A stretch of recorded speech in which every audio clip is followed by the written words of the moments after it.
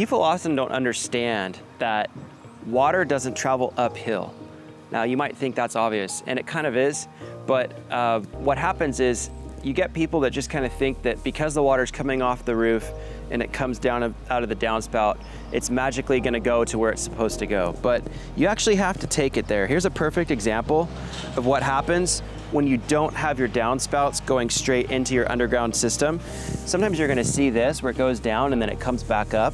There's not a lot of suction, so the physics of this actually are such that you're not gonna get a lot of water pushing out. It's gonna be by sheer force that water is gonna come out the other end. So what that means is, before the water comes out here, you're probably gonna get water shooting out the end here and coming and backing up into your house. And you can see here, we actually had to dig next to the side of this house to figure out why there was so much moisture under the house. One of the major focuses of this project is related to the drainage.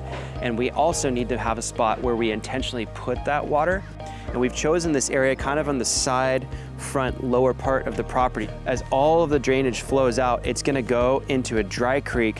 What you can see is there's this wall here. This is between the property lines, and the water is coming and it's kind of rutting out this area at the bottom of the wall. I don't think this wall is gonna collapse, but as you know, like, this just isn't a good way to have things set up. So we're actually gonna be digging a trench right about in here, and we're gonna be putting the extra dirt here to kind of slope the water away from this wall, so that naturally now when the water comes down, it's gonna go into this dry creek and slowly meander its way along in this zone, and then it'll come out eventually down here a little lower on the property. So there's gonna be a spot at the bottom where the water can infiltrate and go in to help replenish the water table.